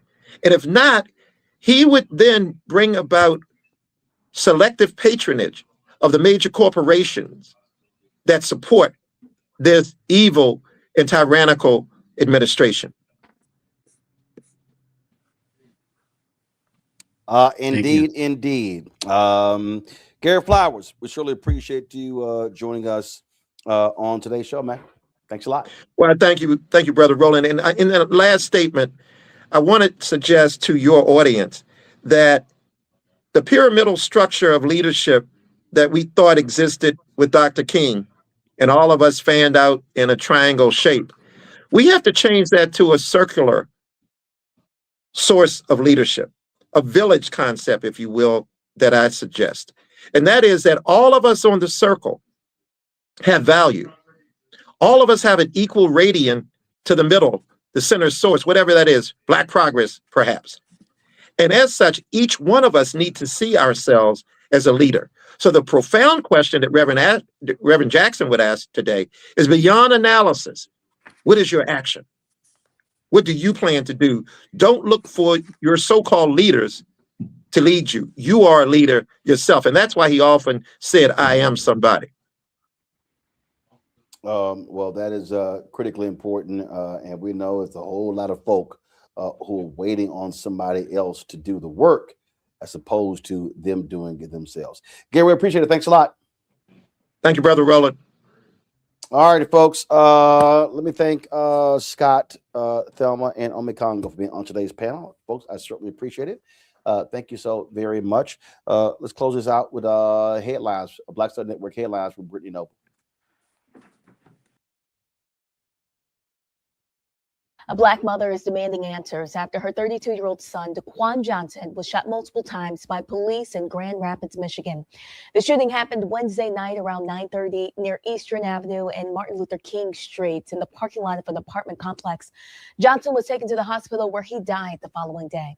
Police say they believe that he was armed with a handgun, so they pursued Johnson, who was on the bike. The dash camera video from police shows that emergency lights and sirens were activated as Johnson rode the bike away from the police into a parking lot. One officer deployed a K9 that attacked Johnson. Footage from an officer's body camera shows him moving in toward Johnson with his gun drawn, demanding he get on the ground with his hands up. According to Grand Rapids police, an officer fired their weapon. As the family now fights for justice, his mother certainly has a message. And Johnson's family is pushing back on the claim that he had a gun, saying he did not pose a threat to officers. A 21-year-old missing college student, Kyle Basinga, was found hanging from a tree in Fair Oaks Park in Marietta, Georgia, 4 days after he vanished on February 14th. Now, there is video on Kyle's Facebook page of an altercation with a police officer where he says he was unlawfully detained on Georgia State University's campus. Cobb County police say there's no evidence of foul play and are treating his death like a suicide after he was found in a wooded area near a park. His family and residents there say they are not convinced that he killed himself. Well, the New Order National Human Rights Organization, they planned a vigil for tomorrow, Tuesday, February 24th, to honor Basinga. President Donald Trump is demanding Netflix fire former U.S. Ambassador and National Security Advisor Susan Rice from its board. Trump posted a message on his Truth Social account this weekend calling for the streaming company to let her go immediately or pay the consequences. Trump is referring to Rice as racist and Trump deranged and even questions how much she's being paid. The president wrote in part, Netflix should fire Susan Rice immediately or pay the consequences, adding that her power is gone and will never come back. Now, these comments come after Rice appeared Thursday on the Stay Tuned with Preet Bharara podcast, where she said corporations that take a knee to the president and break the law should expect consequences. Trump's comments come as Netflix and Paramount Skydance face a key deadline in the bidding war for Warner Brothers Discovery. The Department of Justice is now reviewing that proposed acquisition. During the British Academy of Film and Television Arts in London, a white man yells out the N-word. It all happened Sunday night while Black actors Michael B. Jordan and Delroy Lindo presented an award on stage. John Davidson, well, he has Tourette syndrome, a neurological disorder characterized by involuntary tics and vocalizations. Well, he yelled out the racial slur. And Davidson, who has long campaigned for awareness of the condition, told CNN before the ceremony that he was worried about the involuntary tics. A Black actress is suing Harvard University's American Repertory Theater for racial discrimination and negligence. The lawsuit follows a 2025 production of The Odyssey. Nike Amoru alleges in the suit that the production caused 90% permanent hair loss. She says that an unqualified stylist installed tight, damaging extensions for her role, resulting in severe non-scarring alopecia, trauma, and lasting scalp damage. She accuses the theater of not properly caring for her hair. She talks briefly about how painful the experience was as going through the ordeal. She also says that due to the hairstyle, some follicles were left empty and minimal regrowth over the following year. So she says this incident has caused significant mental health struggles, including anxiety and trauma, Roland. All right, then. Brittany, we should appreciate it. Also, folks, the state of Isaac Hayes, they've settled a lawsuit against Donald Trump. You might remember Donald Trump played a song co-written by Isaac Hayes at one of his rallies where they got sued. This is, let me go ahead and pull this up. This is the statement that the family released. Isaac Hayes III released this statement on behalf of the estate. Give me 1 second. Let me pull this up right here. Let's see here. I think I got it. Let's see. Sean, here we go. All right, then. The Hayes family and the estate of Isaac Hayes Jr. announced that the lawsuit filed against Donald John Trump and Donald J. Trump for President 2024 Inc. regarding their use of Hold On, I'm Coming has been mutually resolved, and we are satisfied with the outcome. This resolution represents more than the conclusion of a legal matter. It reaffirms the importance of protecting intellectual property rights and copyrights, especially as they relate to legacy ownership and the responsible use of creative works. Isaac Hayes Jr. dedicated his life to his craft, and his contributions to music and culture carry enduring value. As stewards of his legacy, we remain committed to ensuring that his work is respected and properly protected. We are proud that this matter has helped further a broader conversation surrounding intellectual property rights and the obligation to honor creators and their estates. Protecting ownership is not only about the past, it is about preserving dignity, value, and accountability for future generations. We would like to extend sincerest gratitude to our counsel, James L. Walker Jr., and Brittany R. Dobbins, our copyright administrator, Liz Garner, and the Walker and Associates team for their outstanding work and collaborative effort throughout this process. Their diligence, professionalism, and strategic guidance were instrumental in reaching this resolution. With appreciation, Isaac Hayes III, President of the estate of Isaac Hayes, President and CEO, Isaac Hayes Enterprises. All right, folks, tomorrow, massive show we are doing. Donald Trump was giving the State of the Union address. We ain't covering that crap.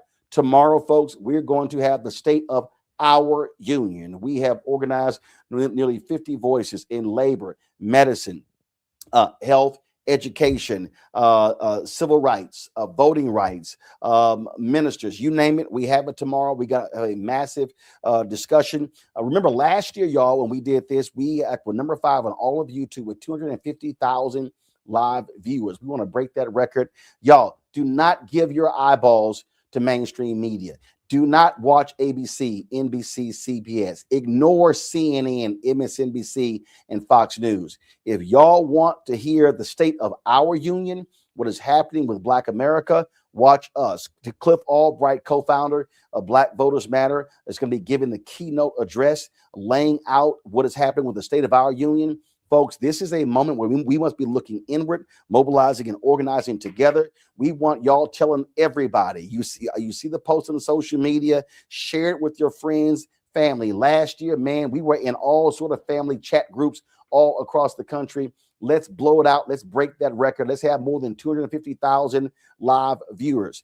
We were going at 7 p.m. Eastern. We went to 1 a.m. Even at midnight, we still had 101,000 folks watching. We want to go big this year. This is about us preparing our people for the battles that lie ahead. And so tune in tomorrow night right here on Roland Martin Unfiltered on the Black Star Network. You're going to tune in. We're going to be live. As I said, we're going to be live beginning at 7 p.m. Eastern. 7 p.m. Eastern. You do not want to miss it. Share with everybody, because we are going to be speaking truth to power and giving our folks direction as to what we need to be doing in these primaries, in these midterm elections in 2026, and preparing for 2028. We can't keep saying we need a roadmap and a plan of action. We're going to tell you what that is when we have the state of our union right here on Roland Martin Unfiltered and the Black Star Network beginning Tuesday at 7 p.m. Eastern. All right, folks, don't forget, support the work that we do. Join our Bring the Funk fan club. If you want to contribute, please do so by Cash App. Use the Stripe QR code. You see this right here. That's also, click the Cash App pay button to contribute. It's also for credit cards. Checks and money order. Make it payable to Roland Martin Unfiltered. P.O. Box 57196, Washington, D.C. 2003 7-0196. PayPal's R Martin Unfiltered. Venmo's RM Unfiltered. Zelle, Roland at RolandSMartin.com. Roland at RolandMartinUnfiltered.com. Download the Black Star Network app, Apple phone, Apple TV, Android TV, Roku, Amazon Fire TV, Samsung Smart TV. Also, you want to get our Roland Martin Unfiltered Black Star Network swag, go to shopblackstarnetwork.com. T-shirts, mugs, wall art, you name it. We got all that stuff right there at shopblackstarnetwork.com. We also have a lot of Black-owned products all on the website. Folks, go there and you can support those companies. When you support those companies, you support the Black Star Network. And don't forget, download the app Fanbase. Check me out there at Roland S. Martin. All right, y'all. That's it. I'll see y'all tomorrow, 7 p.m. Eastern, right here. Roland Martin Unfiltered on the Black Star Network. Oh, shout out to Corinth Church. I had a fantastic time with Pastor Alan Patterson and the folks there. If y'all missed my speech yesterday, go to our YouTube channel or Black Star Network app. I spoke truth to power. And use 2 Samuel 23:11 as the basis of what I was speaking from. So you want to check that out. And so again, shout out to Corinth Church in Houston. All right, that's it. I'll see y'all tomorrow. Holla!